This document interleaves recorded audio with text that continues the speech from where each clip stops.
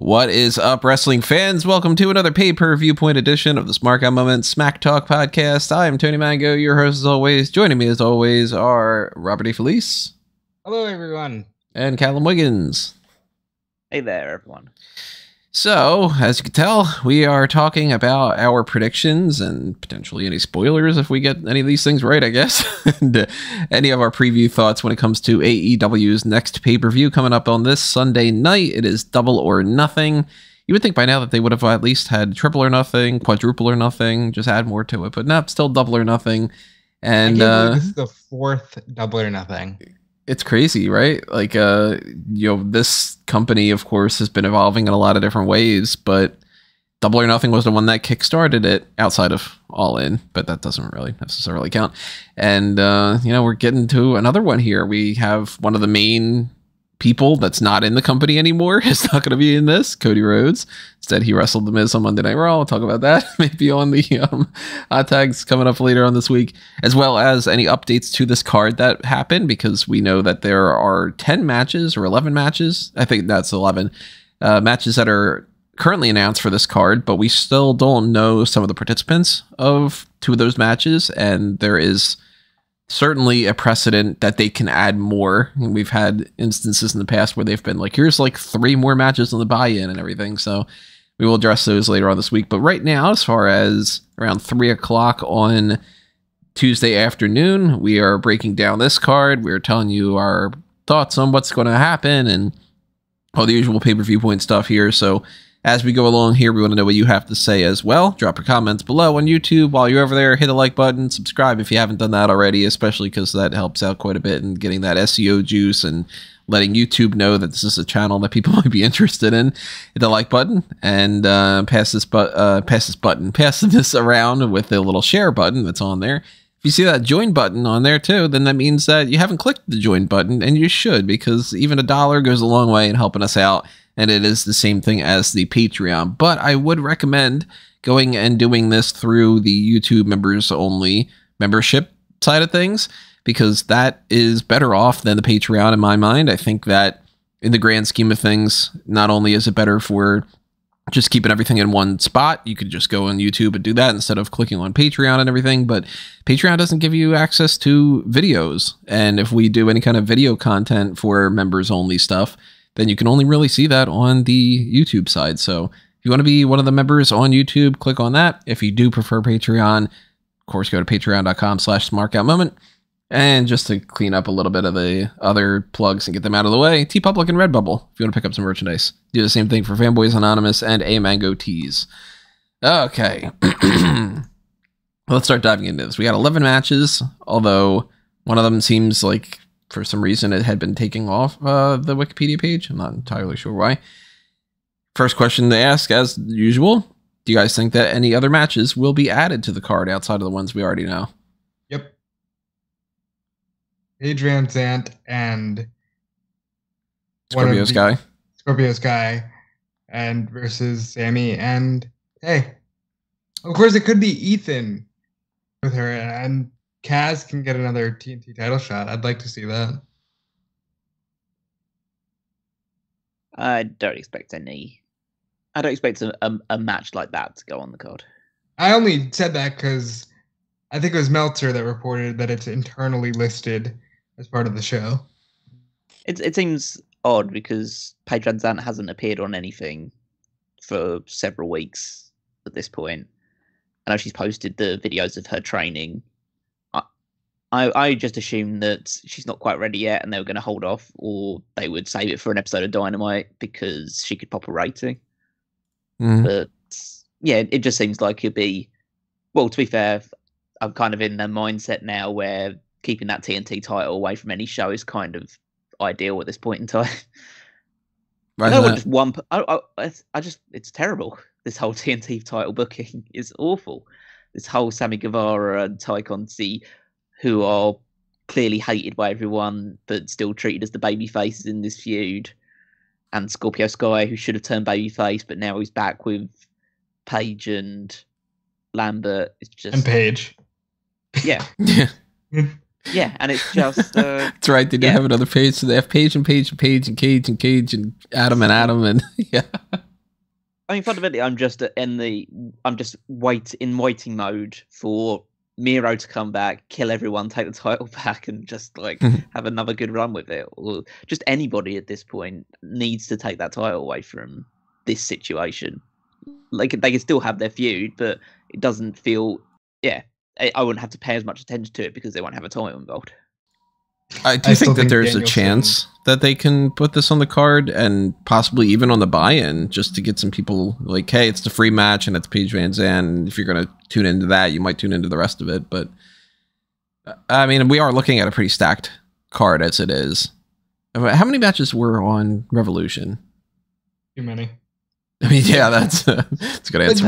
I love AEW shows. I said this on Twitter yesterday. It's like, I love AEW shows. I hate pay-per-view nights because the show always goes about one match too long, and then all the after stuff, I know I'm going to be up till 2 a.m. That's something I typically look forward to. So Revolution was 12 matches. See? Oh, okay. And 3 on the buy-in, 9 on the main show. So there is potentially at least room for them to add 1 or 2 more. Yeah, but they're usually just like smaller matches. Like, I feel like the that tag match is too big to be a buy-in match. Even though I'm not a big fan of it, but like if it's Paige Van Zandt's official in-ring debut, you probably would want to have that on the main show. Yeah, I mean, more than likely they would book that as the main event of an episode of Rampage or an episode of Dynamite or something. Like you said, pop a rating with that. Yeah. But that is a possibility. I don't think that they should waste any time on the card having Sammy Guevara against Scorpio Sky for the TNT Championship at the very least. Here's something, though. They don't have a casino match. Oh, that is an odd one, yeah. That is an odd exclusion. And they haven't even given any indication of what it would be. But I'm not okay with that because the whole deal with this show is, hey, we're back in Vegas. Mm-hmm. And I really think you should have some kind of a casino match, even if it's like a tag team battle royale. You've got enough tag teams. Go ahead and do a tag team battle royale.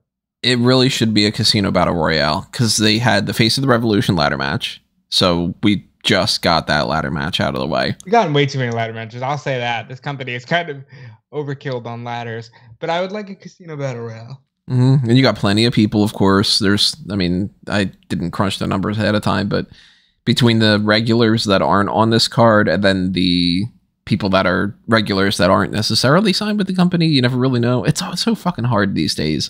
Why is it so difficult with the rosters anymore? WWE doesn't announce when they fire anybody. They'll trademark names and never use them.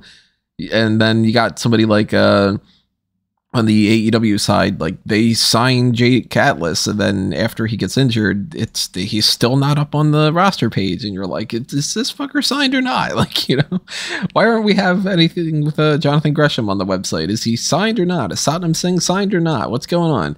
But they do have the ability to put plenty people on this as a casino battle royale and just make it on the buy-in and do it as like a fun sort of thing. You got the Guns, you got Butcher and the Blade, you got Dark Order, you got Aaron Solo, Bear Country, Brock Anderson, Varsity Blondes. I mean, we could go on and on and on with these lists of these names, and some of them, big enough names that they can make a little bit of a splash and potentially get a number 1 contender spot. Maybe like as of right now, Red Dragon's not officially signed for anything. Yeah, and they could be a part of that. You got people like Sean Spears who could be a part of this, and they can play around with that quite a bit. So I'd like to see that just spontaneously announced. Just, hey, by the way, there's also going to be a casino battle royale. Tag teams, women's, men's, it doesn't really matter. Just, it's double or nothing. Do a casino match. You're in Vegas, Maybe even, like you mentioned, the women. Maybe even something for the women, because people are always complaining that they don't do enough with the women. They're on their battle royale. I'll throw out the obligatory the women because we have to do that for every refutable kill reference. Having spoken about that, I wouldn't be against Jonathan Gresham defending the Ring of Honor World title on the buy-in as well. The Ring of Honor titles could also factor in. I mean, we know that Mercedes Martinez has been, I think it's been like 3 weeks in a row that she's defended the ROH women's titles. So they could do something with that. They could do something with, I mean, there's a wide variety of options, but we are still looking at, 11 matches on this card and being like, how much more time do we have without going so far overboard? And as I mentioned before, if they do announce something, we will, of course, address that on the hot tags. But as far as looking for time and fitting something in the card, I'm going to talk about a match here that's on the official card, not the buy-in. We'll go back and talk about the buy-in. But something that I'm just like, I don't really care about this. And I kind of wish that maybe they would have taken this off and put at least the Casino Battle Royale in here. 6-man tag team match, the House of Black against Death Triangle. And I know that a lot of people are going to be like, the fuck? Why would you start off saying that you don't want to see this match? It's honestly not doing anything for me. The House of Black is coming off with like a dud. And we saw that match with Eric Redbeard, so I kind of feel like I got a little bit of my fill with that. No.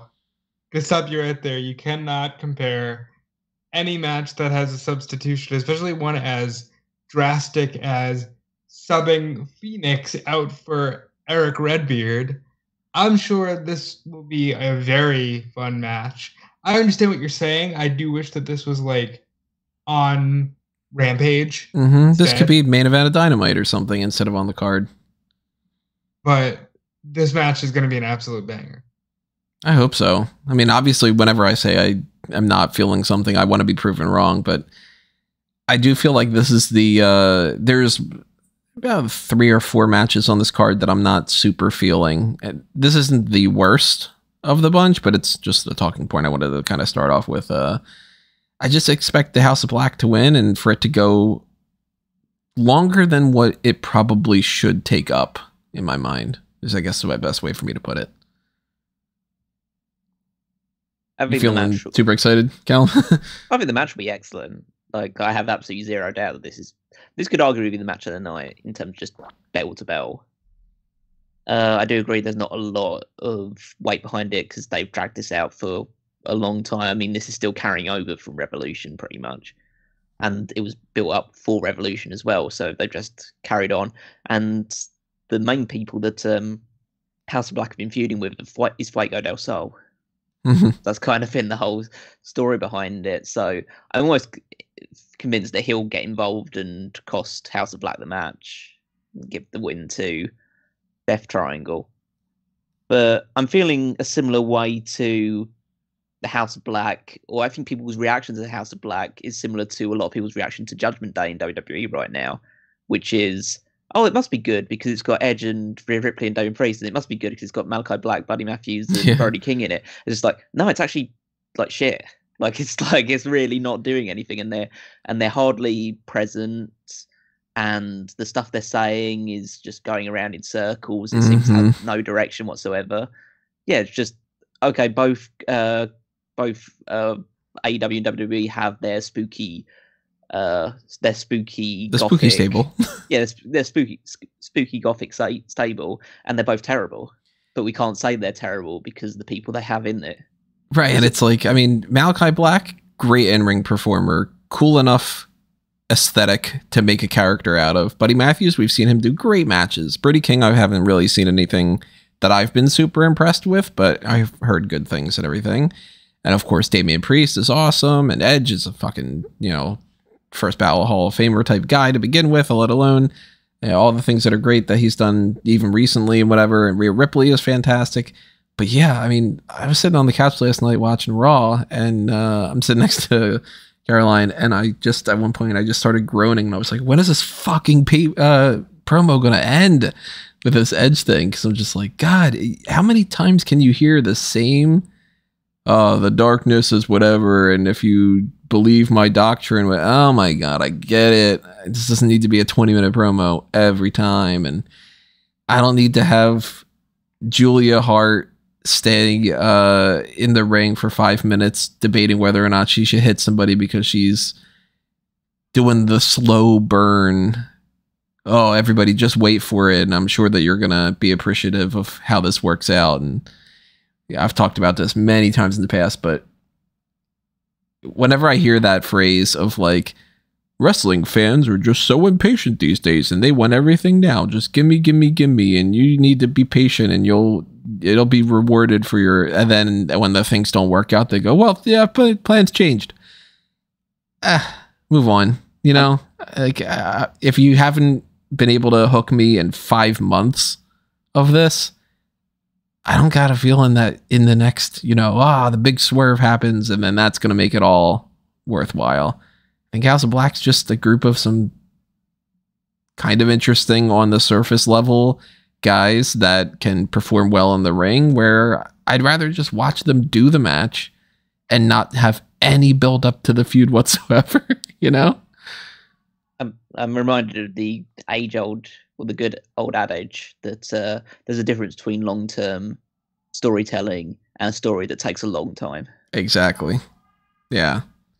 And like you said, I mean, you look at people like Pac and Phoenix and whatever. Yeah, they're going to flip around the ring and it's going to be fun. But I can't say that I'm super like, oh man, I've been waiting for this forever and this is going to blow my mind. I mean, the less that I pay attention to this feud is similar to how it is with WWE. The less I pay attention to WWE, the better the pay-per-views are. And the less I pay attention to House of Black, the more that I'm like, oh yeah, I'm interested in a House of Black match. The more that they have that promo with Varsity Blondes going out there and everything, the more that I'm like, all right, move on. Fast forward that segment. But you're thinking that Fuego comes in. I'm not necessarily banking on it. I feel like that would probably tarnish the match a little bit, but that's who House of Black has been feuding with most primarily.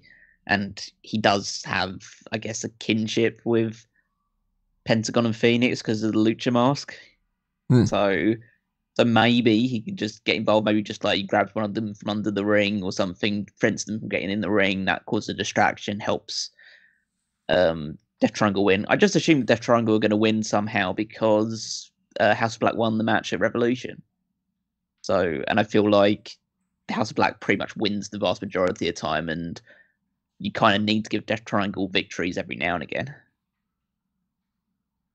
There's no stakes to this, so yeah. Well, the important thing is there's a trios championship coming, and I'm sure one of these two teams will at least go to the semifinals. So is that like, has there been any more talk about that recently, other than when Tony Khan said, "Hey, I've got like a shit ton of extra belts"? Well, no, he said that they were part of the belts that were made, and he said he's waiting for Omega to be back so the Elite. But then you follow along with reports saying that there's absolutely no timetable for Omega's return as of yet. Well, then I'm sure that at some point he'll just. I think they just need to. All right, fuck Omega, and we'll just do the tournament. Well, yeah, I think at this point, like if Omega's not going to be back for several months at this point, we don't even know, because let's put it this way: with the amount of injuries that he was enduring and working through, and the amount of surgeries that he's probably undergone since then, I think putting any sort of timetable on his return, especially with the people hoping that he returns at the AEW New Japan show coming up next month, I think need to temper their expectations a little bit. Just put it on Cole and O'Reilly and Fish. Well, just put it on. You've got loads of trios. Put it on Death Triangle. Put it on. Like, if this match would feel way more important if it was for the trios titles. Yeah. Eddie and Proud and Powerful. You've got Blackpool Combat Club.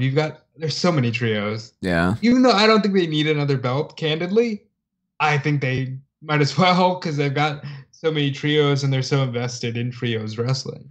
Yeah, I'd be much more interested if this was for a title, even though I still would be back in the same boat of like, all right, the feud's not doing anything for me, but at least, if you've got a gimmick to it or you got some stakes to it, then that ups the ante. And as long as it's not, hey, the whole big gimmick is MVPs also win the match.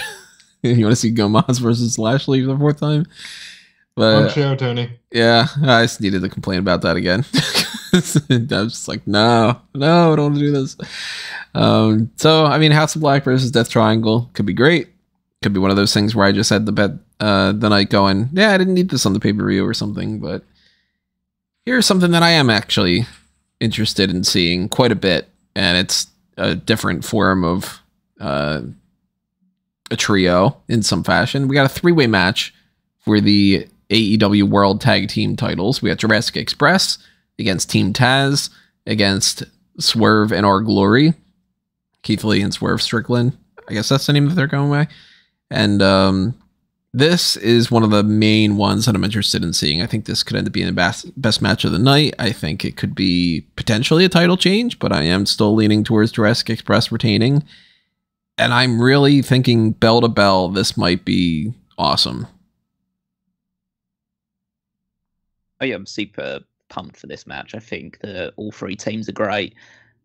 I think the story building up to it is making sense, because even though it's another triple threat tag and there's some people might be a bit hesitant about that, because in fact it was a triple threat tag last time, and for the second straight pay-per-view it feels like the tag team champions are the third wheel in this triple threat tag. I think it works because you have this inbuilt feud between Team Taz and Swerve and Our Glory, which has been built up for a while. They've both gotten ranked as tag teams. They're both worthy of the opportunity. But then you have Jungle Boy and Christian, realistically, because Luchasaurus is just Luchasaurus and he'll be involved either way. But the big story for the tag teams is that Jungle Boy keeps losing matches in a singles role. And he's got this triple threat match coming up on Dynamite against Lee and Starks, or is it Starks and Strickland? Can't remember who. Starks and Strickland. Yeah. And my assumption is that he's going to lose that match as well. Me too. And I think that this is the time that you have them drop the titles. I don't think you necessarily even need to have Jurassic Express take the pin. I think but you could just have them lose, they drop the titles, and you then kickstart the Christian Jungle Boy feud. I think that's the direction to go in now. I don't think you necessarily need to drag that out even longer. It gets Christian back in the ring more regularly, so that would be good, because he presumably would have matches with Luchasaurus and beat Luchasaurus, and then you'd eventually lead to the big match with Jungle Boy, maybe multiple matches with that. So I think there's a lot more opportunity there, and that can help propel Jungle Boy towards singles gold towards the back end of the year or early next year. Whereas I think that the two tag teams that you have here of Team Taz and Swerve and Our Glory are better suited to have an ongoing feud for a couple, maybe even a month or so longer, over the tag team championships. And I don't know which one I prefer, because I really like Ricky Starks and Will Hobbs. I think they're really, really good as a tag team. Like, Starks is just flowing with personality, and Hobbs is getting better in the ring all the time, and he's showing his personality as well. So I kind of like the idea of Team Taz holding gold. Real gold, not that FTW title. Yeah, like legitimate gold, I guess, is the real thing there. But Keith Lee and Swerve Strickland they've just come together last month or so, and it's just clicked. And they're really, really good. Their finish is great. They have so much charisma between the pair of them as well. So I am leaning towards a title change, but I do not know which way it's going to go just yet. If I gun to my head, I'd say Team Taz. Okay, I think Team Taz should get it. I will say that I am one of the people that's kind of like, you did a triple threat the last time. I wish this was something a little more fresh, but I am leaning towards Team Taz, and I think this has to sort of converge into the Hookhausen stuff, because I think the inevitable fate of the FTW title, it has to go to Hook. And I kind of want it off of Starks, because he can do so much more with real gold. And at least if you put the FTW title on Hook, it means something, because it's his legacy. And I think that's the way you go here. But I would not be disappointed with Swerve and Keith Lee. I just think that they're both better suited as singles. I'd be cool with any of these three teams winning, which is also one of those things that I really like when I'm going into like a pay-per-view or even a TV match. But like, I like knowing that I think that the match is going to be good, and no matter what the outcome, I'll be pleased with it, instead of when we get certain pay-per-views where I'm like, yeah, the feud sucks, the match is going to be bad, and the outcome could be terrible, sort of deal. Like what happens on like a WrestleMania here and there. So if Jurassic Express retains, I'll be like, okay, cool. Luchasaurus is great. Jungle Boy's fantastic. One of the best in-ring workers that they've got. I'm down with them keeping the belts. If we get Team Taz, look at that. Ricky Starks get an actual championship, and Hobbs got his first title, and this is cool. And if we get Lee and Strickland together, cool. They were a good tag team. Why not? Like, there's no way to lose in this one. It's very rare to say. You mentioned Hookhausen. Now that is on the buy-in right now. It's the only buy-in match. This is not for me. This is the match I'm least looking forward to.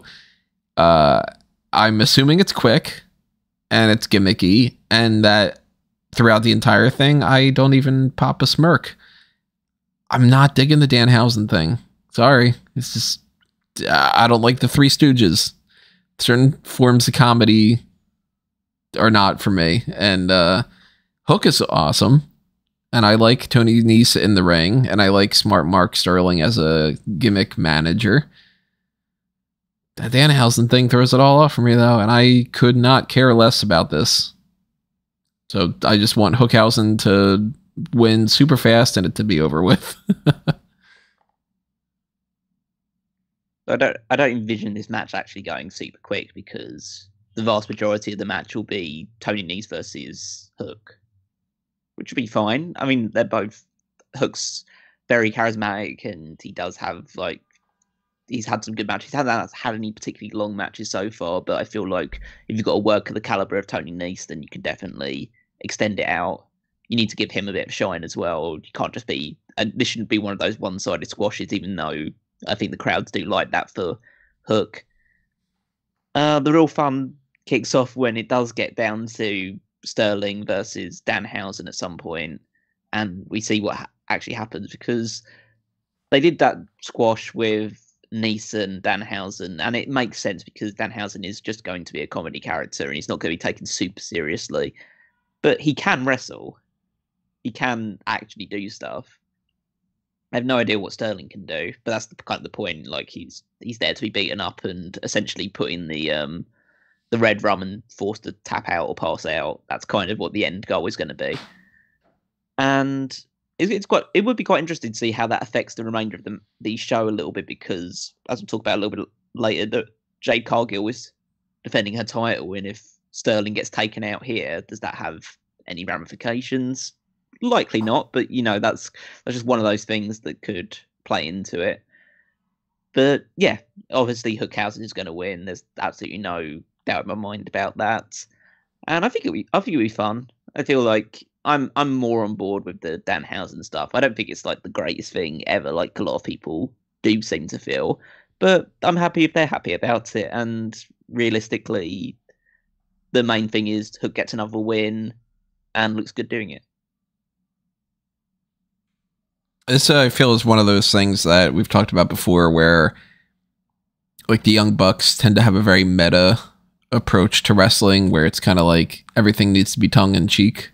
Well, not everything needs to be, but like a good portion of things are tongue-in-cheek. You know, we're going to come out dressed up as Shawn Michaels and do the Shawn Michaels thing, and you're going to laugh because it's, hey, look at that, Shawn Michaels, like that, those kind of vibes.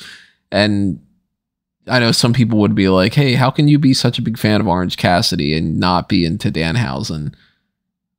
And I'm like, I don't know. I mean, how can I really love something like Spider-Man and think Morbius sucked? Like, you know what I mean? It's just, some things just, it's not quite the same. You know, I really love pizza, but I am never going to have like a tomato slices on white bread with, you know, American cheese or something. The Danhausen stuff, anytime that he's on screen, I just tune out. So I'm glad that this is at least on the buy-in and not on the main card, where I'm halfway through the night kind of feeling a little bit like, all right, speed along a little bit here, everything's going a little too long, and then they go into this match, because then I'd just be like, gosh, we don't need this. But if it's the first thing we see and it's basically when I'm still making dinner or something, okay, background stuff, whatever. I'm curious to get what my wife's reaction is to Danhausen if she sees him. We're all going to Hookhausen winning. You mentioned this about the TBS championship. Jade Cargill's defending against Anna Jay. I think this is pretty straightforward. Jade Cargill retains, but if there is a factor in here with Mark Sterling, what do you think that could end up being? Nothing. He'll be too busy being choked out by Hook. She's got the baddie. She doesn't need Sterling for this one. What you're saying about the like, it'd be interesting if that plays into that later on. Like, you mean that he won't be out there? Just that. I thought you meant that it might factor into like the finish or something. Like, no, he won't get involved. But that's the I guess they might play into the idea that Sterling's not there to cause any kind of distraction or anything like that. But then again, as Rob points out, they've got the baddies now instead. Mm-hmm. Although, now that he just piques my curiosity of like, what if he just tries to run in here, gets his ass kicked by Anna Jay, tries to run in on Wardlow, gets his ass kicked by what if he just has the worst night ever? I would find a lot of fun in that, but yeah, this sucks because it's just two girls having a match because Anna Jay showed up and was like, "I'm gonna chase you, Jade," except I didn't actually, go to hit you, Yeah, it's rushed booking. It doesn't. Again, it's with the TBS. When it comes to either the TBS or the TNT Championship, you can kind of just play a bit more fast and loose when it comes to rankings or whatever. Yeah, but I think that there's really no jeopardy in this match because they're not just going to have Anna Jay win the title with no like build up towards it. I think when they do eventually have Jade drop the title, it should have some sort of build to it or be like a new fresh face that's come in and just surprises her for it. Mm-hmm. So it won't be Anna Jay here. I guess the more interesting thing is like how the match goes, because Anna Jay's getting better. Jade is getting a lot better in the ring as well. It's live, so there's no kind of covering up. I thought the match that Jade had with Tai Conchi at Revolution was good, if not great. Well, good, not great. That kind of level. So yeah, it'd be interesting to see with two people who have actually less experience combined than the previous one. So yeah, I guess we'll see how good these two are at putting a match together. And yeah, Jade will retain. So there's really not much else to say about this one. Yeah, it's a rather straightforward thing. Nobody on the planet outside of, I'm sure, like, Anna Jay stands and everything would be going like, I don't know. I mean, I think Anna Jay might win the title. No, Jade is. So if we really want to get into the weeds, this is one of the problems AEW has. They build people up and they look really good, and then they gotta put them back on the shelf because they gotta go build up other people because this roster's too full right now for what they can provide. More titles. And Anna Jay looked really good at the end of the year with that awesome street fight. And then it's like she's basically been on the shelf. Tai Conchi has been slotted with Sammy. And the bunny is the bunny, and Penelope Ford disappeared. Yeah, we haven't seen Penelope Ford. Like, when's the last time we actually did see her? Probably was that match. I don't remember. I can't remember. I mean, I don't watch Dark and Dark Elevation because why would I? But I don't remember the last time that I saw her, or even the bunny. I think the last time I saw the bunny, she just walked out and was like standing next to people. Bunny was in the Owen Hart tournament. So I must have bypassed that match. And but again, you don't watch it, but she accompanied to the Butcher and the Blade to this Monday's Dark Elevation, and they won. Yeah, and they won the match. God. Yeah, the Anna Jay thing, though. I mean, Anna Jay's got, she's been building up steam as time goes on and all that, but Jade Cargill's been building up a lot more, and it's just rather straightforward. Jade Cargill is the epitome, and I know it's a bit that somebody's doing on the card that we'll talk about later. Jade Cargill is the epitome of a sports entertainer and a superstar. Jade Cargill is a fucking superstar, and she is so good that you can forgive any shortcomings in the ring because it's like, okay, I get it. You got presence. You're a star. Mm-hmm. She's exactly what WWE would be looking for. And then, you know, that now she stands out in the AEW roster for being something a little bit different, which is fun, you know? Look, let's not like mince any words. She is the AE champion of the women's division for AEW. Yeah. As much as the other person has the title which says AEW Women's World Champion, there's kind of no contest of which one is the bigger star. Well, let's talk about that because, look, on paper, yeah, there is no debate. Thunder Rosa versus Serena Deeb is going to be a far better match than Jade Cargill versus Anna Jay. But holy shit. If I bring back the point that I mentioned earlier about the less that I see about something for a particular segment, the more that I'm into the pay-per-view thing, I would be infinitely more interested in Rosa versus Deeb if I hadn't heard any of these god-awful promos that they've been cutting. They have been terrible. Every time one of them grabs a microphone, and particularly the one from 2 weeks ago, I think is what it was, they're just droning on, and I could not give a shit. So Serena Deeb is a phenomenal wrestler. I think she's one of, if not the best women's wrestler in the world right now. The issue is that she doesn't have strong mic skills. Mm-mm. She's very much, when people say she's the Bret Hart of the women's division, they mean that in literally every capacity possible. No. The Bret was a better promo.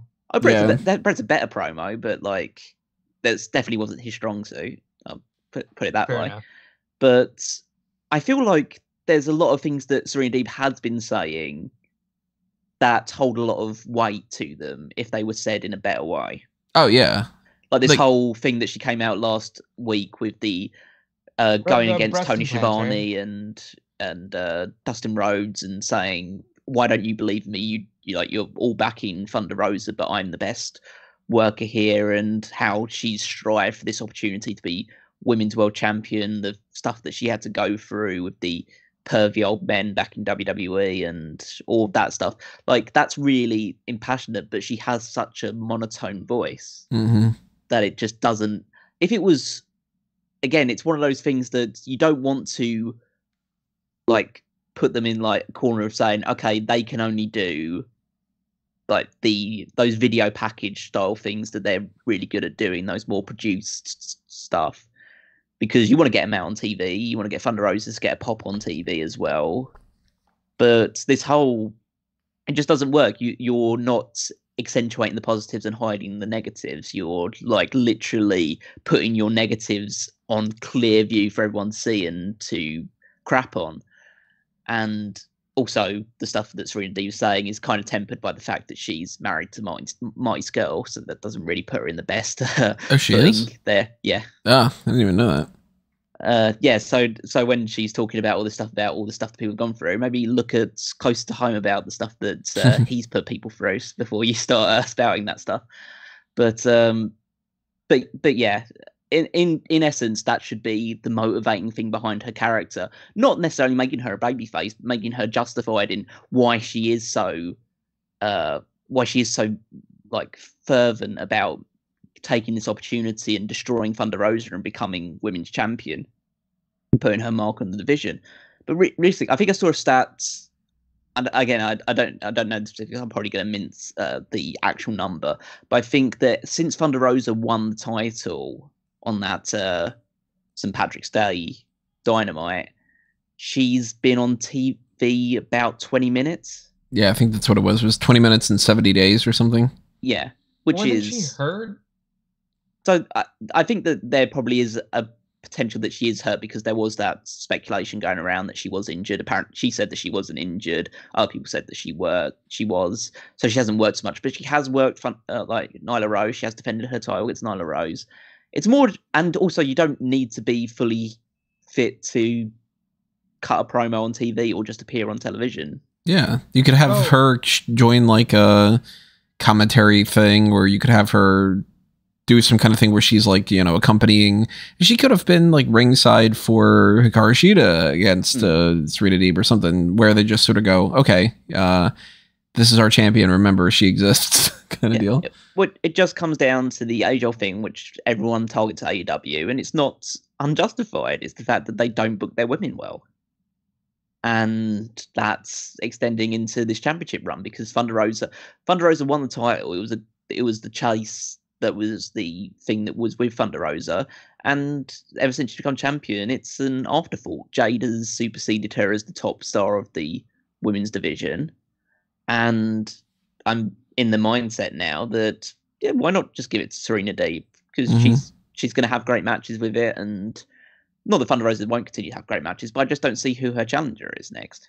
I think you have more fun if you give it to Deeb, because you can have, you know, different baby faces challenge her, because then you can do something with a Toni Storm who might win the tournament, a Ruby Soho who might win the tournament. You can always add in the eventual Hikaru Shida. I'm talking months down the line. You can always, you know, do something with Tay, do something with Anna. I think there's more options for her, whereas for Rosa, you have to build women up. And as we've seen, that's not their strong suit. But I do want to be the contrarian to you guys in one way. I do think that they should have stuck to the sit-down, well-produced promo packages, because you would have gotten the feeling of this match means something. And you mentioned you compare her to Brett. Brett's promos up until 96, late 95 maybe, were largely done in a pre-taped backstage environment. So it's easier to hide the flubs or to maybe roll with the punches, instead of when you're trying to be out there live and you're like, don't you know that I have struggled? I had to get breast implants, because that was a really, you know, impactful line, but it was delivered in such a way that, like, everybody was kind of sitting on their hands. And I'd rather be more impressed with the delivery in a pre-tape than say, oh, well, they got them in front of the live crowd. Some people aren't built for that.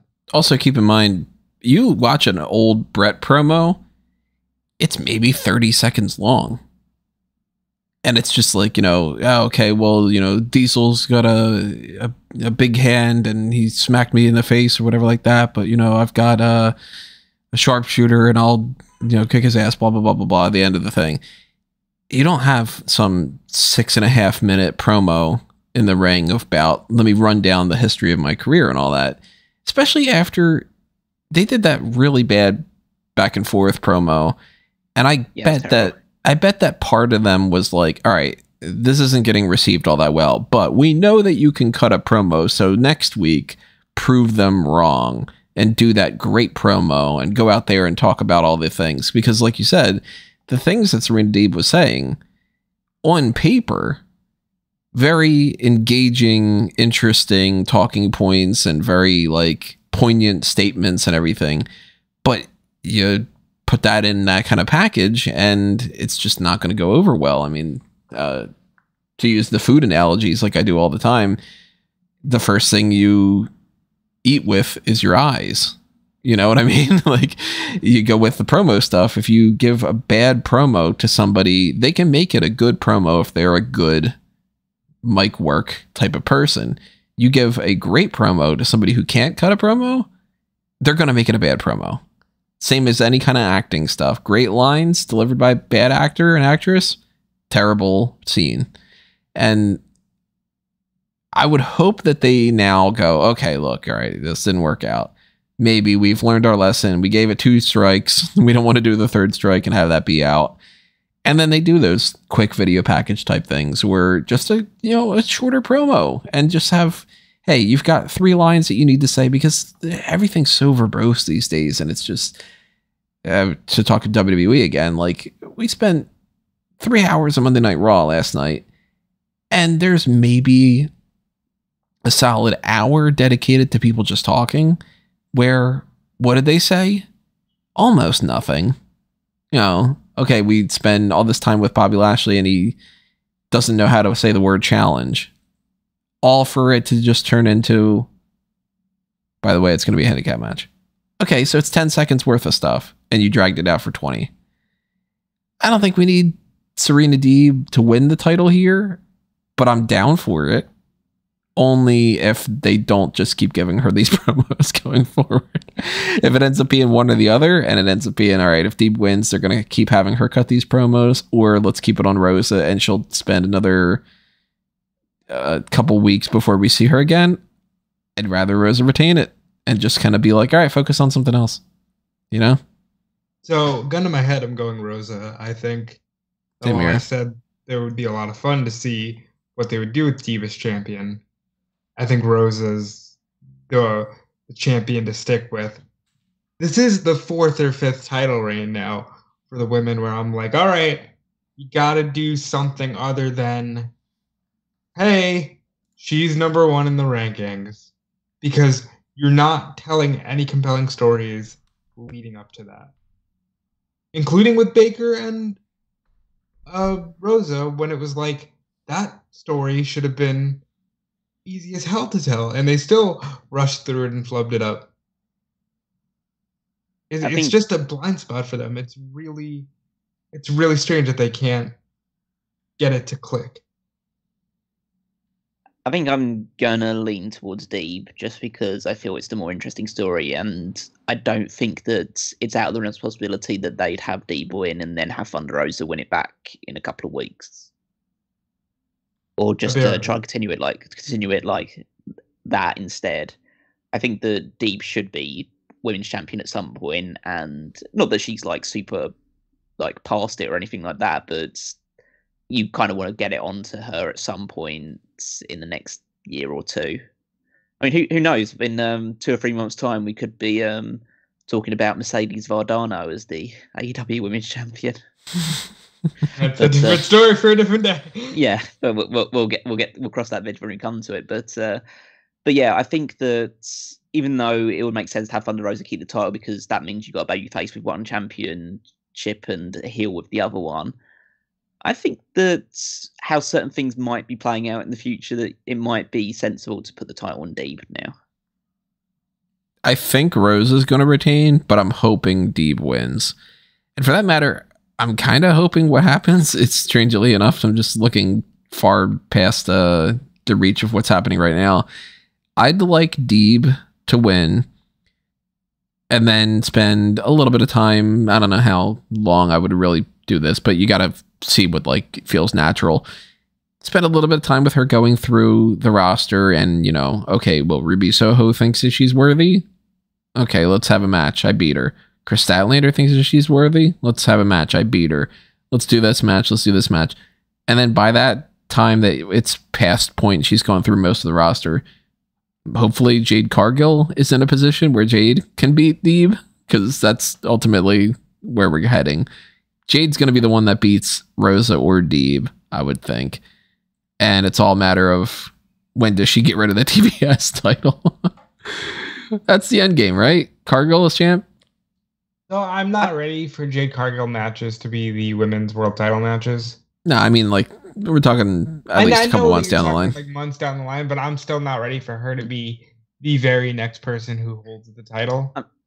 I mean, this is going to sound a bit weird, but like, she is kind of the female equivalent of Goldberg, right? Yeah. In sort of. like star power. Well, Goldberg was United States champion when he won the world championship. True.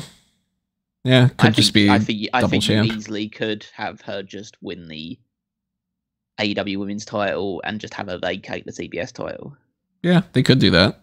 See, but I'm looking at her as Goldberg in that he peaked when he beat Hogan, and then it was just like, oh, yeah, because they booked her bad. They booked him badly after. Yeah, but you don't have to do the same thing. But then again, they booked their women badly. But that's kind exactly. But they don't book Jay badly. Ready for that, they don't book Jay badly though. That's the difference. But maybe it does make more sense to make the TBS title the workhorse title and have Jade be your main star. Mm-hmm. So it makes sense in that regard, and then it would make sense to have Thunder Rosa against Jade Cargill. So maybe that's the route they decide to go down. But I think that Jade's made this title her own. I think that when she loses that title, it will be to the person that beat her. So, but then she will move up eventually after calling off for like a month or so, and then go straight back towards the top title.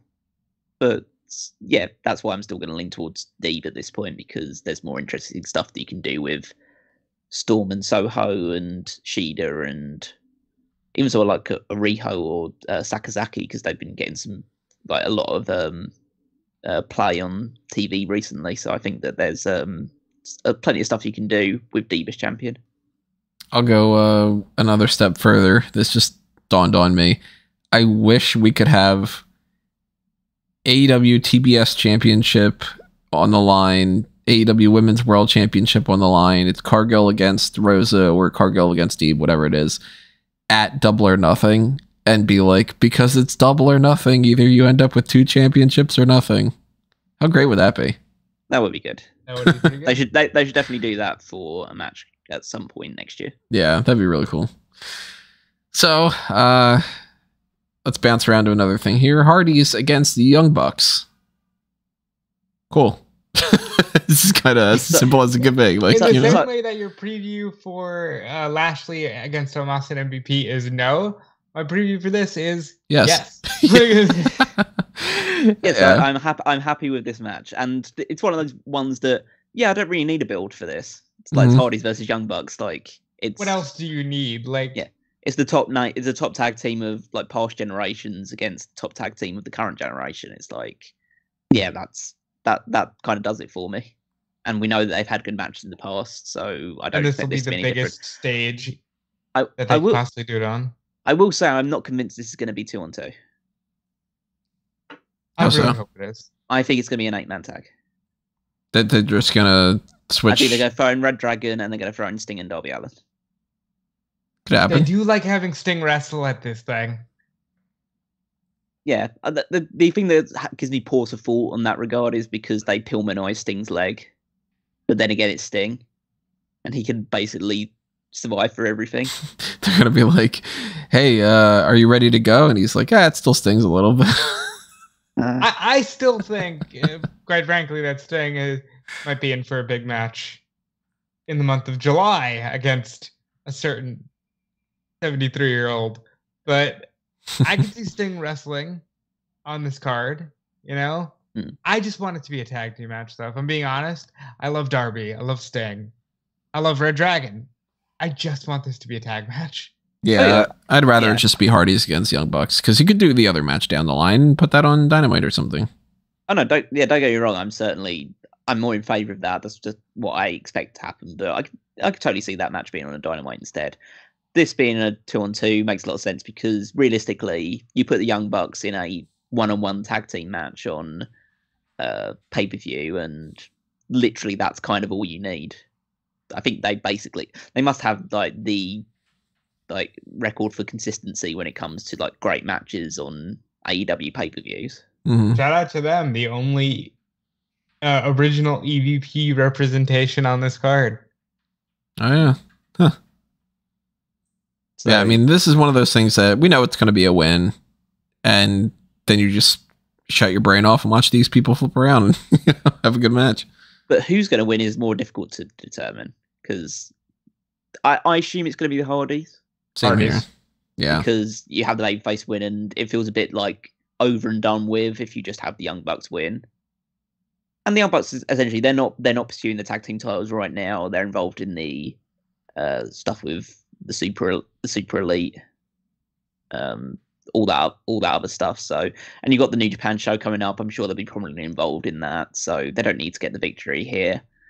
And yeah, I think that it helps build up the Hardys for an eventual shot at the tag team titles. I'm still not sure if I'm on board with the idea of the Hardys winning the tag team championships, because they're not as good as they were.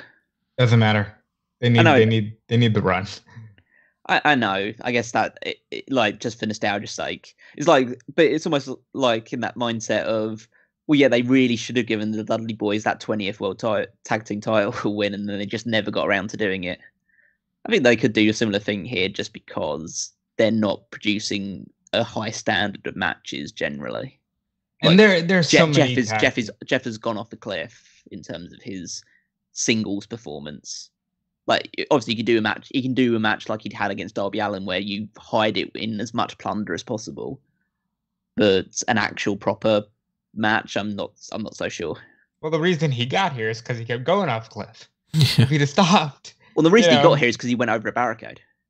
This is true. Yeah, I'm thinking that the Hardys win this because if not just outright, I think that there might be some kind of inadvertent distraction from Red Dragon or Adam Cole or whoever.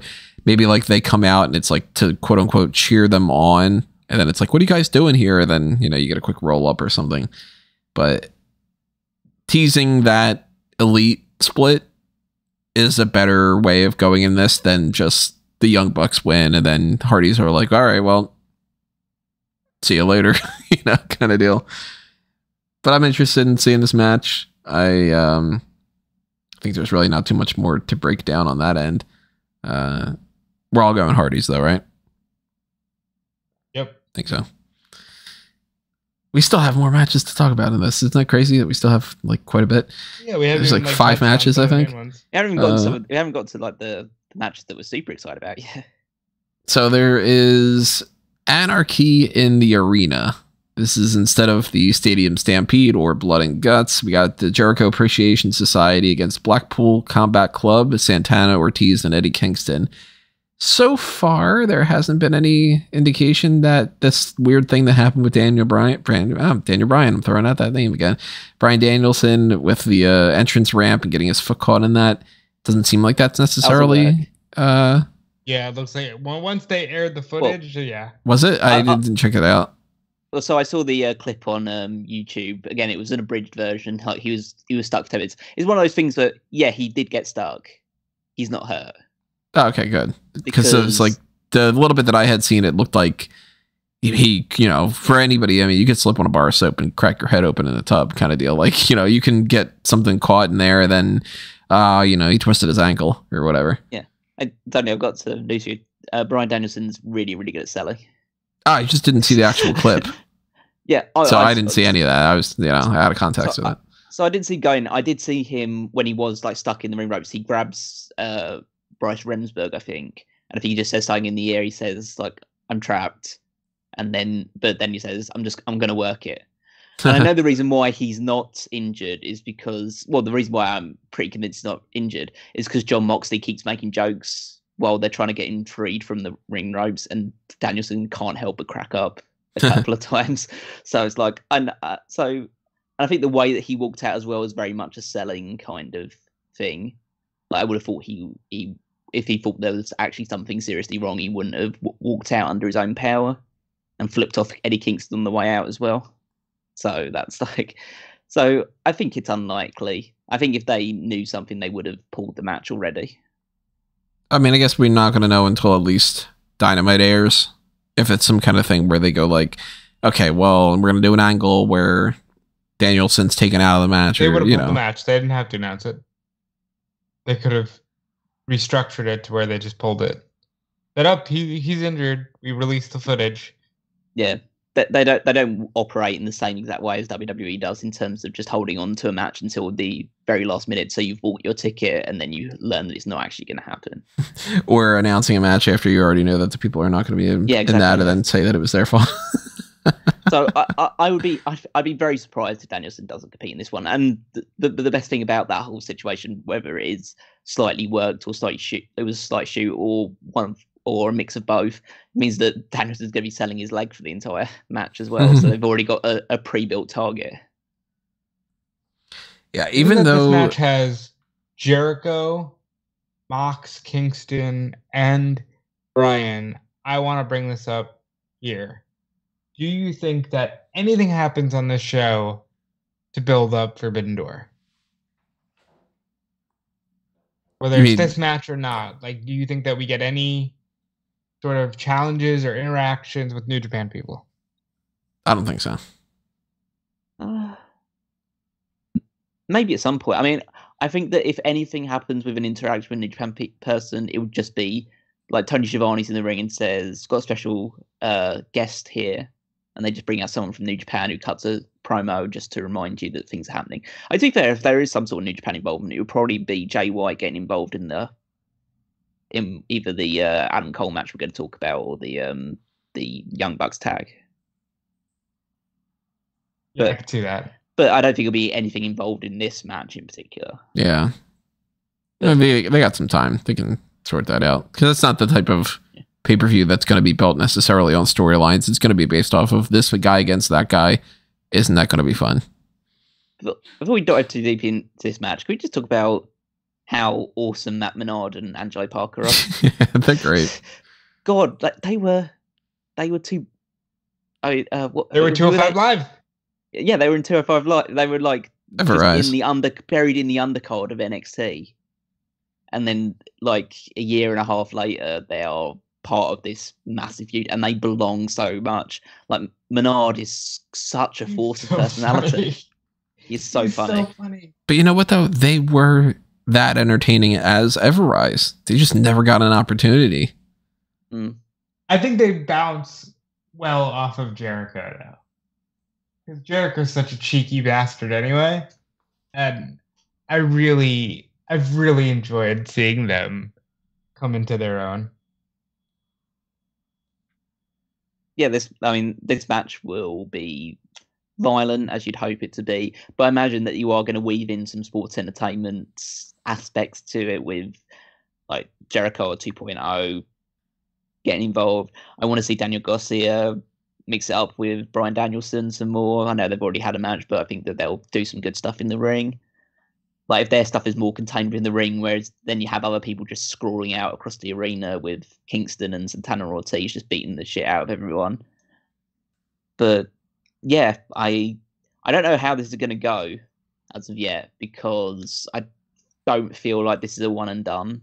No, they're going to War Games. Yeah, they will go to Blood and Guts just so you can have Regal say Blood and Guts. Yeah. And well, yeah, the one thing that I'm really hoping is that when they do that announcement, he starts saying War Games and they cut him off.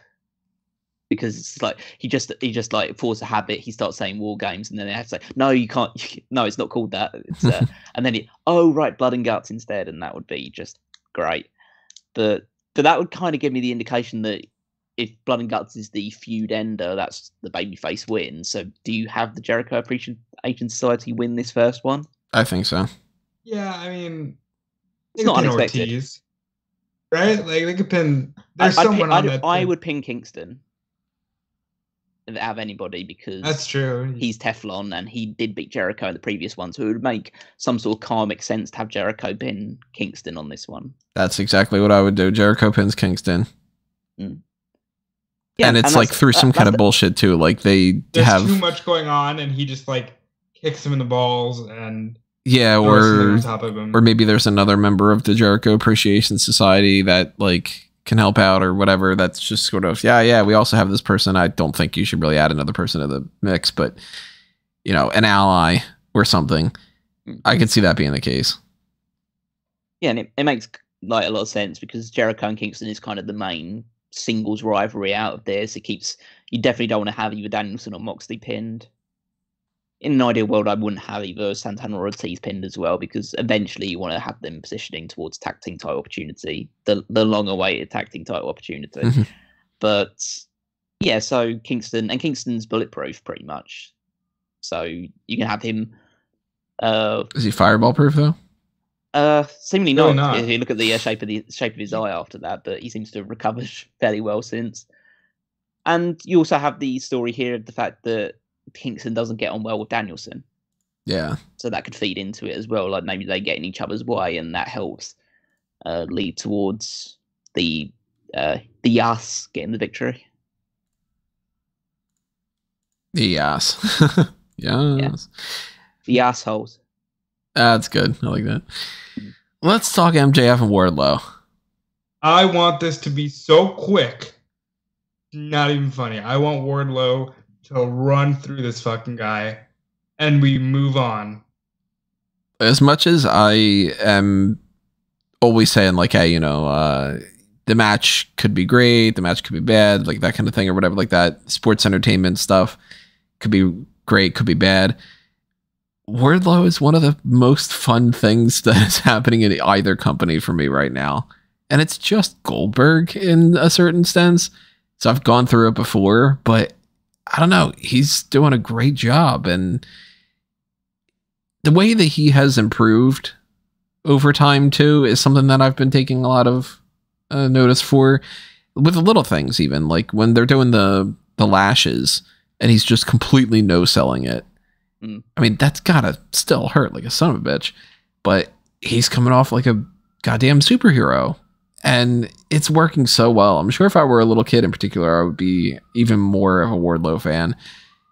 I, of course, want Wardlow to win this match and for this to just be one of those, like, okay, he gets like a platform going for or whatever, but I am still kind of thinking that MJF wins in a way, because we've talked about this before. MJF loses all these matches. Isn't it about time that he wins one? No.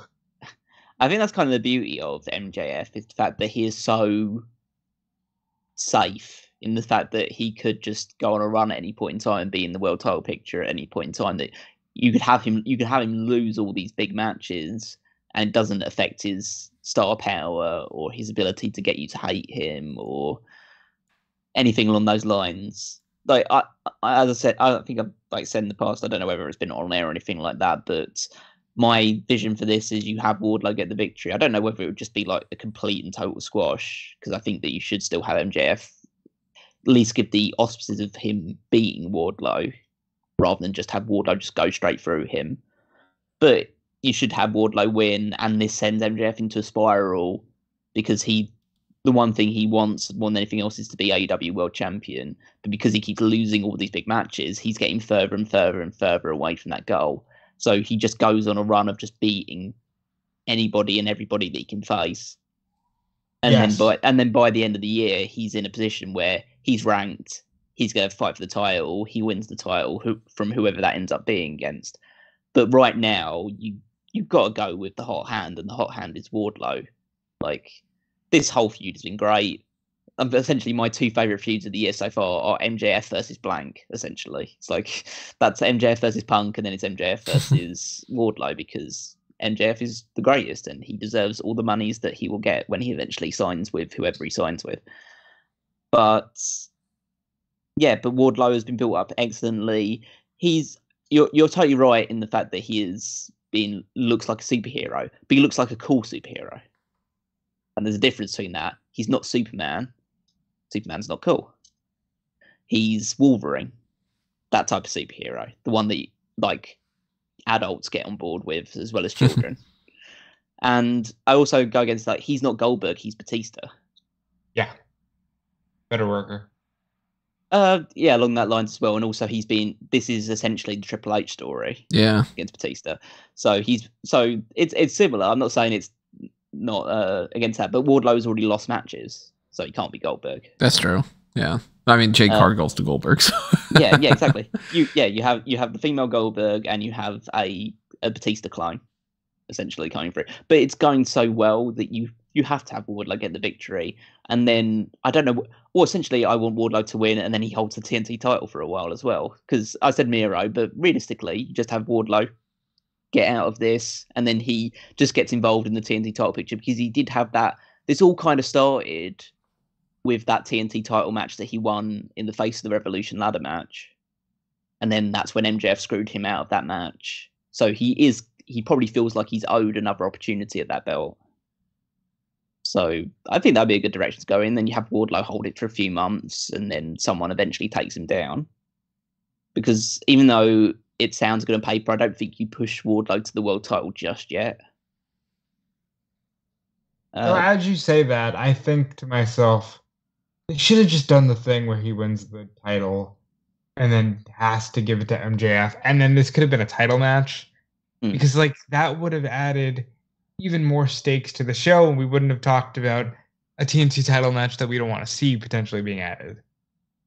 This has been a lot of fun, but I will say again, I want it to be quick, and I want MJF to change up the formula a little bit after this. I want him to, as Callum laid out perfectly, go on a spiral, start wrestling more, get into a place where he's ranked, and then he can win a title.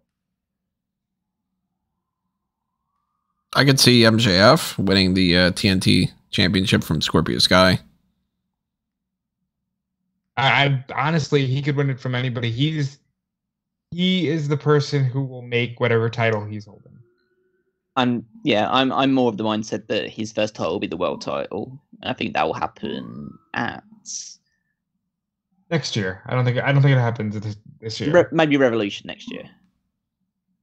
I mean, realistically, we don't know how long Jeff's going to be around for. Well, we know he's going to be here for at least 20. Well, he'll be here for at least 2 more years. So get him that belt and get him that money. Yeah, but I think that I would lean more towards making Wardlow TNT champion sooner rather than later, because he does need a title, because what else are you going to do with him at this point? I don't really see any other feuds that he can just naturally fall into once this is done, and you need to keep that momentum going, and the best way of doing that is making him a champion, because then he can be on TV regularly defending the title. He doesn't need a real story he can for do a the few months. Challenge and keep doing what he was doing. Exactly.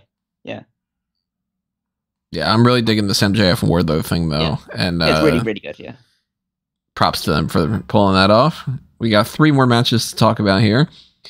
Let's talk about the 2 that are the Owen Hart Foundation tournament matches. We got the finals are not quite determined yet, but we know what is happening. What is that noise?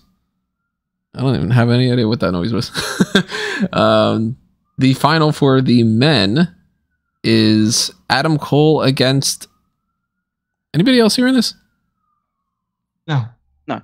Oh, I don't know. Something weird on my end. Okay. Hopefully that didn't get through on the podcast. Some kind of an alarm thing. We hear the ambulance now, but... an ambulance, yeah. I don't know. Maybe something on my computer. But the Adam Cole match, it's going to be Adam Cole versus either Samoa Joe or Kyle O'Reilly, which means it's going to be Adam Cole versus Samoa Joe, because they are not going to book Adam Cole versus Kyle O'Reilly.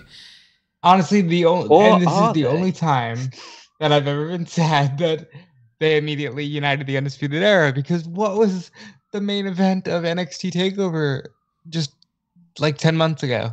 Adam Cole and Kyle O'Reilly, and it was really good. But I think this has to be Cole versus Joe. I'd say that's obviously the most likely prospect, and it's an interesting match. It's not one that we've seen. Not the one that I've seen I don't think ever, actually. Has that ever happened? Cole and Joe? I don't think so. No, I don't remember it happening. Because Joe was pretty much out of Ring of Honor when Cole was getting his start up there. He was out of NXT, and by the time he came back, and they were teasing it. Door. Yeah.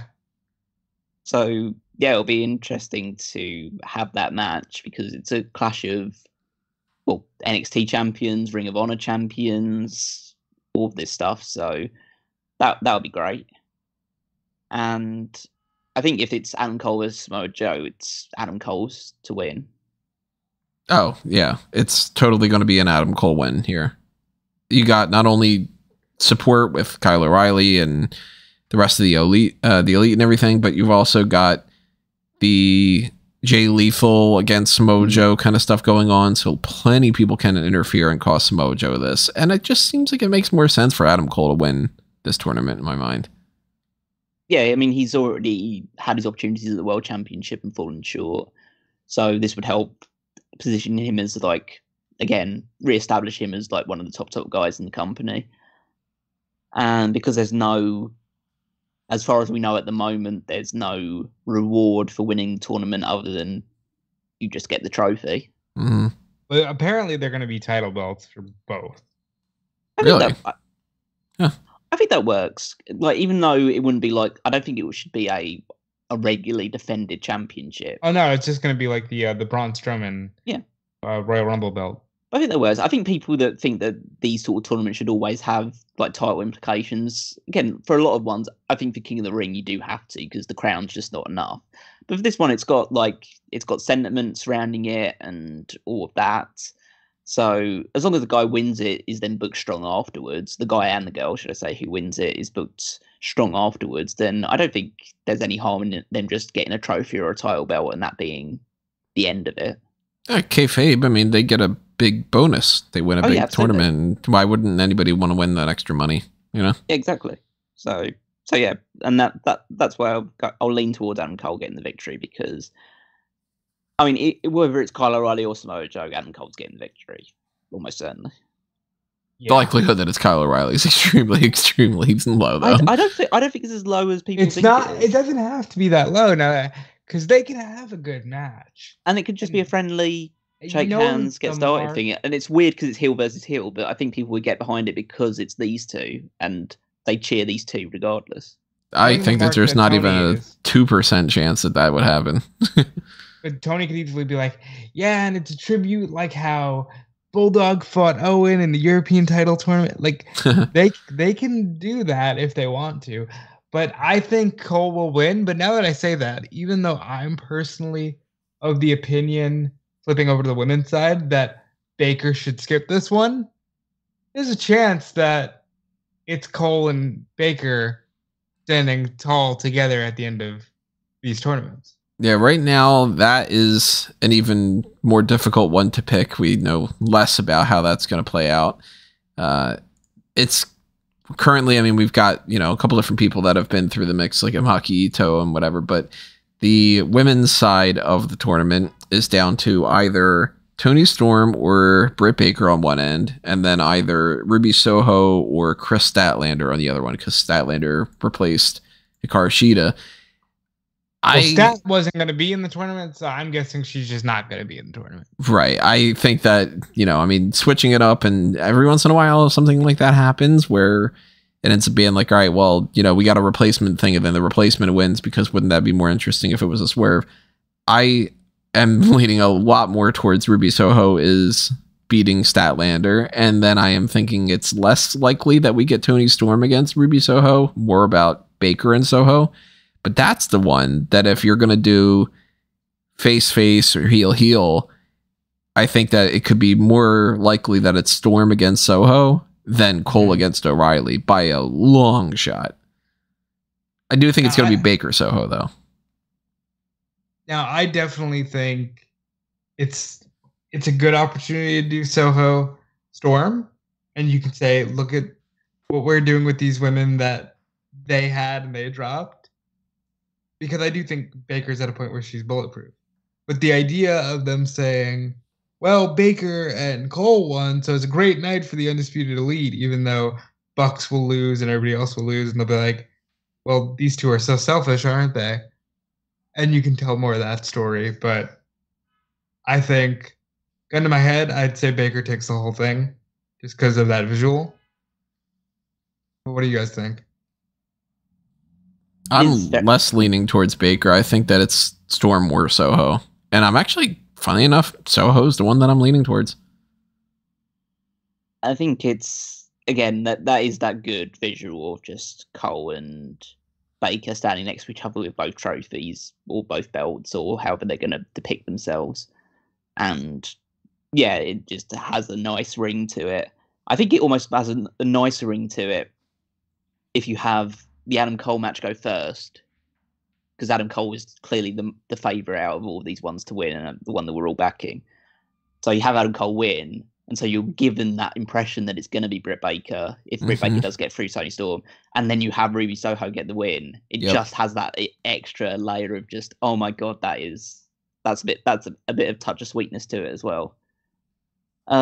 Exactly what I'm thinking, and then you also get the thing where Soho came in and it was like, oh, she could be the next women's champion, and just fizzled out. And if you're going to try to prove that, Cole didn't win the world title, but let's give him something. Same thing for Soho. She wins this. There's no title implications. It doesn't derail any plans with Deeb or Rosa or Cargill. So she wins that. And then going forward, if you want to have Soho fight for either championship, then you could be like, remember, she won the Owen Hart tournament. Gives her a boost.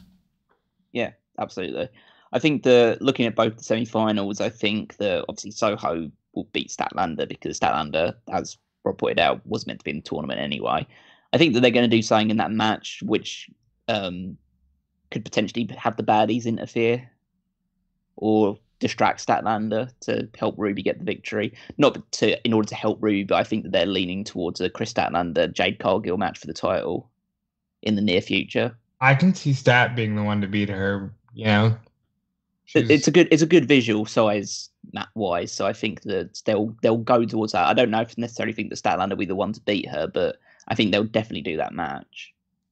And then I'd have Britt Baker beat Toni Storm. I mean, I'm not against the idea of Toni Storm winning. I'm not really against the idea of Storm winning the whole thing because she is really, really good. But I think you could build off of that match into a ongoing feud down the road between Toni Storm and Britt Baker, and just have Ruby get the victory because Ruby does need to have a bit more of a boost, and realistically, Britt Baker doesn't need a victory like this. She's already had quite a lot in the last couple of years. I think she can afford to drop this one and give Soho a bit of a boost. So ultimately, if we are picking this, not knowing, of course, what the final turns out to be, we'll figure that out tomorrow night. I'm going Cole and Soho. I'll go Cole and Baker. I'll go Cole and Soho as well. All right, we got one more match to talk about. Hangman Adam Page is defending the AEW World Championship against CM Punk in a heel versus heel, babyface versus babyface, tweener versus tweener kind of setup. They've been playing into that. It's been kind of fun. This has been such a unique build because realistically, since Hangman came into the promotion, he's been the babyface anxious millennial cowboy. Since Punk came into the promotion, he's basically been, I'm just so gosh darn happy to be back. And suddenly they get in front of each other and they're like, you're a piece of shit. I'm going to beat you. I'm going to kill you. It's like, this is very intense. I like it because I like intense title feuds where people just want to be champions, you know? But I think this has to be Punk. And the only way I see CM Punk losing is if Kenta's in the country and he costs Punk the title. I think that this is such an excellent build because you can see the layers to it because they've basically stayed out of each other's way for the most part since Punk's come back. But you can just kind of tell that as soon as Punk became the number one contender, that Page has unleashed all his frustrations about the fact that he's the champion, but everyone's talking about CM Punk. Well, CM Punk is kind of the name on everyone's lips. Everyone just assumes that Punk will be the next champion when he's been the guy. He's been defending his title. He's beaten Danielson. He's beaten Archer. He's beaten Cole. Like he's taken on all comers and beaten them. So people shouldn't be underestimating him. But now Punk has got a swagger to him because he's beat MJF. And now he knows that he's ready to be a champion and he's ready to be the top guy in the company. So he has a swagger to him. And Page is getting his guard up because he is that millennial cowboy. And he knows that he's fighting off any intimidation he has by just going for the jugular with CM Punk. But the stuff they've been doing in TV, like Punk using the, what did he call it? Shot. The Punk shot lariat. Oh, nice. Yeah, the Punk shot lariat. And Adam Page hitting the go to shit. But Punk like celebrating that and applauding because he knows that he's in Page's head and he's playing the veteran role, and the way they've built it up, like you're saying, it's like this face heel tweener thing. They've built it up so perfectly that you can cheer for whoever you want to and you're completely justified in doing so. Yeah, it's not just going to be a bunch of people chanting for CM Punk because he's the legacy guy and making Adam Page look bad. Or, hey, look at this, everybody's chanting for Page and Punk is suddenly losing all of his steam. This is a good way that we're going to probably get let's go Hangman, let's go Punk. Yeah, all the way through, and it will just be great. And the best part about this entire thing, even though the feud has been amazing and all that great stuff, and I'm sure they'll have a good blow-offing on Dynamite, I have no idea who's going to win. I love it, don't you? Yeah, because it's completely unpredictable because both options work. and it's so impossible. This is probably the world title match that I've found the most difficult to call in years and years and years, because there are benefits to have Page beat Punk, because that helps establish his legacy even more. That means the next guy that does end up beating him has a bit more weight behind him. You still can have Punk win the title down the road. It's not like Punk's going anywhere anytime soon, it feels like. So, but then having Punk win is big because it is CM Punk and it is him being the world champion, and that's a huge deal. And they're both baby faces, so they'd be taking on the same kind of challenges. You could have Punk turn heel in the match. You could have Page turn heel during the match, and that'd be the reason they hold on to the title or win the title. There's just so many possibilities. They all make sense, and it's such a rarity to have a match that's just been so perfectly poised for literally anything to happen. See, I'm pretty solidly convinced that Page is just going to retain. I don't think it's time for... You're saying that, and Rob says that he's very convinced that Punk's going to win the title. Yeah, it's funny. That just shows you what it's like, isn't it? Yeah, because to me, I'm like, all right, yeah, Punk can win it at any other time. Page retaining here means more. I don't think that... Why does it mean more, though? What happens if he retains here? I mean, he's beaten CM Punk then. Like, for anybody who would be questioning whether or not he's a quote-unquote strong champion, they'd be like, all right, at this point, yeah, he's beaten Punk. I mean, the part of me that does think that it's Page getting the win is the fact that I feel like it makes so much more thematic sense, especially because the feud was so recent, that MJF should be the one beating Page for the title. Mm-hmm. Still hoping for that too. Because their rivalry stretches back to the first year of AEW's existence when MJF beat him for the Diamond Ring. Hey, it goes back to the Casino Battle Royale that Page won. Yeah, exactly. So there's all those layers to the story that you can tell between those two, and you wouldn't do Punk versus MJF for the title because you just had those matches. So you want to move Punk on something else. But I can also envision a world where Punk wins and Page wins it back off of him. But I don't think that's the most likely thing. But again, it just all builds up towards the fact that I don't think there's a wrong option here. Looking at the immediate future, and one thing that I think Hangman should brag about going into this, and especially if he wins, he beat the three guys that everybody was running their mouth about all year. He beat Danielson, then he beat Cole, and now he can say he'd have beaten Punk. And then I think he has to go and face Okada, because it's got to be champion versus champion at Forbidden Door. And if he can beat Okada somehow, then it's like, I've beaten all of the best in the world.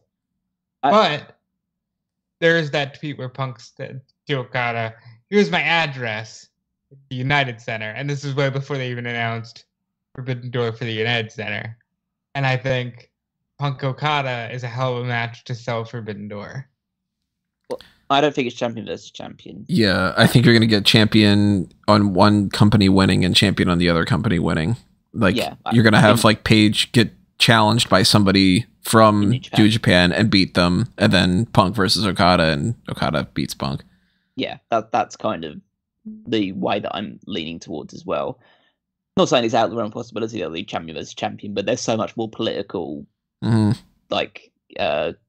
conundrum surrounding that one than having just, have both champions win defending against a guy in the company that isn't a champion. So it's a lot safer that way. But yeah, I think that there's a lot you could do with Page having beaten CM Punk in terms of, bragging about all the victories.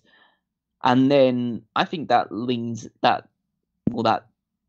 ties into potential feud with either Jericho or Moxley next, because you could say that he beat Omega to get the title. There's been only two other champions in AEW's history. So, and there's obviously the links with Jericho, Jericho is the guy that beat Page for the title in the first place, and he's never really avenged that loss one-on-one. And Moxley needs to get another title opportunity at some point because of the fact that he just hasn't had it for a long, long time, and he's still one of the biggest stars they have in the company. But there are plenty of other options. Like that's again the beauty of how they built up most of their roster. But Punk could win, Punk could turn heel, and then he's got a load of baby faces to go after. It's just there's It's so much that could happen in this one. I'd like to see a scenario where Paige retains this, and then since the next event is something that's not really going to factor too much into the regular roster with the Forbidden Door stuff. Wait, when's Forbidden Door again? What day is that? June 26th. All right, so that's like it's not far along. You can spend the next month dealing with that kind of thing, some New Japan people, and then after that, you're going to start getting into that onslaught if they do the same thing that they've done the previous couple years of like Fighter Fest and Fight for the Fallen and these kind of like, it's a special episode of Dynamite and Rampage, but it's not a pay-per-view because we don't have another pay-per-view up until All Out, which I think it's September 4th or something. You can play around with Paige against a couple smaller names in the meantime. So it's Paige against somebody like a Miro on Fighter Fest, or Paige against I don't know, I'm looking at the rest of the roster right now. Malachi Black would be a great little feud for that, you know. And then you can build up whoever the next big name is, whether it's like a Kenny Omega or it's a Jericho. I would assume maybe a Jericho would make sense. By then, you've gotten a couple months out of this whole Jericho Appreciation Society against the Eddie Kingston group and Blackpool Combat Club and everything. And then you move on to the Jericho Page thing. Punk goes on with, I don't know, whoever else he wants to feud with. He's probably got a laundry list of people he wants to work with. And then I think that's kind of the way to go. And then I see it as if Punk gets it, you have him face Okada at Forbidden Door. You have, after that, you got Mox he hasn't worked with. I imagine he'll want to work with Bryan at All Out. And then I think at some point he turns, and then once that happens, I mean, he might not even have to because New York doesn't seem to like him. He loses to Kingston at Grand Slam. I mean, I wouldn't turn my nose up to Kingston World Title run. I don't think it's on the cards, but like, and then Kingston loses to MJF. That's how I would do it. I think, gun to my head, I think that Paige is going to retain, but it's too close to call. That is literally a 51-49 in my mind. It's one of those things because I know like Punk personally doesn't care about something like this, but it'll go a long way advertising wise to go, hey, our world champion's CM Punk now. The people aren't going to care if, you know, Punk loses to Page. And I'd be like, oh, my Hangman Page is great. He beat CM Punk. That may not get them very far outside of with people who watch the product. I think there's a lot of money in just saying, hey, let's strap this to Punk for a while, see what we can do. I kind of go on the other spectrum where I'm like, all right, well, you've got Punk. If people are interested in Punk, they're going to see Punk no matter what. So why not have it be like, we've got Punk and we've got this guy, Adam Page, is our champion, rather than putting all the eggs in the basket. Either way, there's a lot of different ways this can go, and I'm excited about that. I'm far more interested in that than, you know, flash forward a couple months from now when we're going to be talking about, hey, Drew McIntyre's got a shot against Roman Reigns to Clash at the Castle. Do you think that they're going to change the titles? No. You know, that kind of thing. So I am excited for All Out. I'm going straight to that for Double or Nothing. And even though there are a couple matches on this card that I'm not super duper feeling or whatever, I'm assuming that it's going to be largely a great pay-per-view, probably a long one. And it's, you know, something that'll start around 7 o'clock and end at 6 in the morning the next day. And, we will. I mean, I don't know what we're going to do 100% right now. I am, of course, leaning towards just making this a regular post show. We have a poll up on the Mega Maniacs where it was firmly leaning towards just do it as a regular post show and not a watch along. And the fact that it is a longer show than what we did for WrestleMania Backlash also makes me go, okay, maybe it would work better. It's just a post show. But if you are interested in making it a watch along, let me know. Drop a comment. And if you are, of course, leaning just in that other direction of, no, definitely just do it as a post-show, tell me that too. And we will be addressing any changes to this that'll happen on Dynamite or the Rampage spoilers or anything on the next episode of the Hot Tags on Friday afternoon. So at least for now, this is the breakdown of what we know is going on. And we want to know what you have to say. So again, drop your comments below and tell us who you think is going to win all these matches, what you're most excited about, what you're not feeling, what you're hyped about, so on and so forth like that. I think I did all my plugs out of the way outside of just mentioning again, fanboysanonymous.com. Check out whatever I got going on over there. And check out whatever I've got at Tony Mango all over the place. And, see the stuff on EWN and Bleacher that I put up. Follow what these guys have going on as well, though, because they're working on other things. Rob? I'm always working on other things. Of course, check out Fightful.com and Fightful Select for scoops, for all things Double or Nothing, for all things WWE.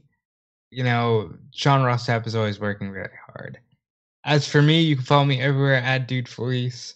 And I'm working towards new things. I just hit Twitch affiliate, which is awesome. And I'm hoping to eventually smooth out a schedule. But even if I never do, just know that if you follow me, you'll always get some kind of content from me. Callum? You can follow me on Twitter at Wigmeister14. Check out all the stuff that's going out on the Smark Moment website, smarkmoment.com. Go to the Power Rankings. That's my week-to-week contribution. Check out who's top in the top 10 for any given week. Follow the fantasy league as well, either on Smark Moment or go to WWEFantasyLeague.com. Check out all the latest standings to use top of the moment up to the point that all the penalties start taking in with more and more releases. I don't think we were going to be crossing off Sasha Banks and Naomi at some point in this one, but we'll see how that goes. And yeah, just keep following along all that stuff there.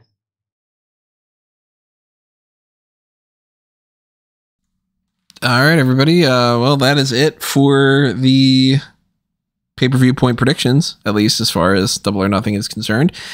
We will be back in the next episode. In the meantime, have yourself a great day, great week. I don't know, whatever it is you're listening to this.